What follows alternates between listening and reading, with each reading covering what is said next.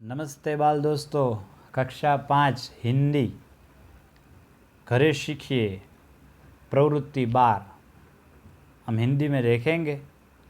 गर्मियों की पूरी छुट्टी इस साल घर में ही गई, न मैं कहीं गया न कोई मेरे घर आया।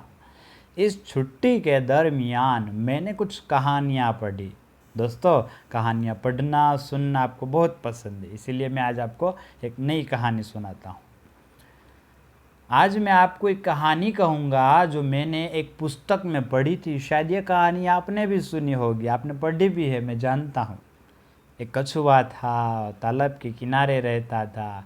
हाँ दोस्तों, वही कहानी बातूनी कछुआ आपने सुनी है और आपने पढ़ी भी है, जिसे बहुत बोलने की आदत थी। उसी तालाब के किनारे पर एक बड़ा सा पेड़ था, वहाँ कुछ बगुले भी रहते थे। आपने सुनी, उसमें हंस थे।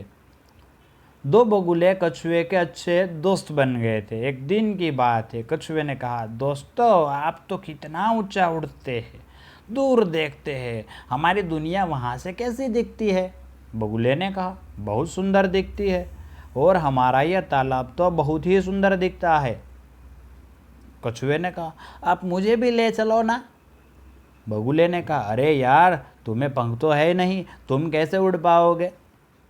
दोस्तों, आपने सुनी थी वो कहानी ये थी कि बहुत एक साल बारिश कम होने के कारण जो तालाब का पानी था वो सूखने लगा, इसीलिए कछुए और हंस दूसरे तालाब में जा रहे थे। बराबर, तो ये कहानी थोड़ी अलग है।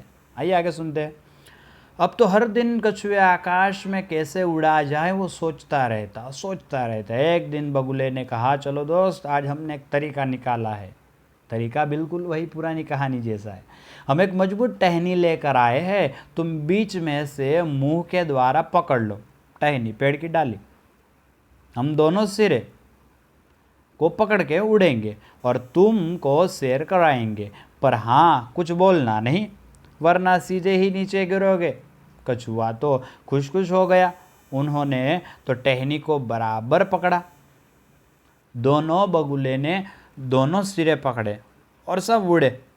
कुछ ऊंचे गए और नीचे का नज़ारा देख से कछुए से रहा नहीं गया, वो बोल पड़ा। और जैसे ही बोला तो टहनी मुंह से छूट गई, कछुआ नीचे गिर गया। तो ये थी कहानी जो आपने वही सुनी। लेकिन आगे हम देखते हैं कि मैं ये कहानी पढ़कर बहुत निराश हुआ। कछुआ बोला, लेकिन अच्छी बात भी है कि इसके बारे में सोचे।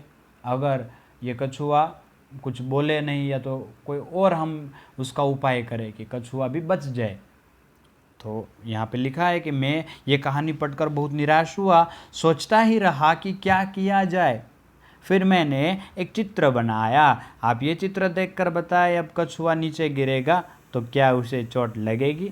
देखिए, बगुले उड़ रहे हैं, टहनी पकड़े हुए, दोनों ने एक एक सिरा अपने मुंह में पकड़ा है। कछुआ नीचे गिर रहा है, लेकिन कछुए ने पैराशूट पहना हुआ है। हाँ दोस्तों, तो यह था उसका सही उपाय।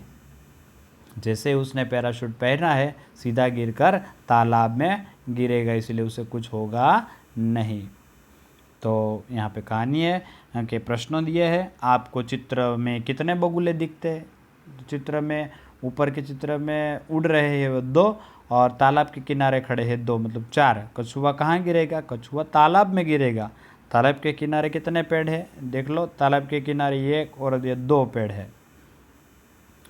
बगुले का घर किस पेड़ पर होगा? जहाँ पर किस पेड़ पर? ये बड़ा वाला, क्योंकि बगुला हम कहाँ पर रहता है कि कोई ऊंचा पेड़ होता है उसकी ऊंची टहनी पर रहता है। यदि कछुआ नीचे गिरेगा तो उसे चोट लगेगी? नहीं लगेगी भाई। क्यों? क्योंकि उसने पैराशूट पहना है। आप ये चित्र देखकर ऊपर की कहानी के अनुसार ये लिख सकते हैं। बस कहानी में जो अंत है उसको थोड़ा मोड़ देना है। ये बोलेगा फिर भी कुछ नहीं होगा, क्योंकि उसने पैराशूट पहना हो, पैराशूट खोल देगा, इसलिए उसे नीचे गिरेगा, लेकिन तालाब में गिरेगा, उससे चोट लगेगी नहीं। तो दोस्तों, ये थी कहानी, आप इस जगह पर लिख सकते हैं। तो ये यहाँ पर प्रवृत्ति खत्म होती है। अच्छा, बाद में मिलते हैं दूसरी कहानी के साथ। अस्तु, जय हिंद।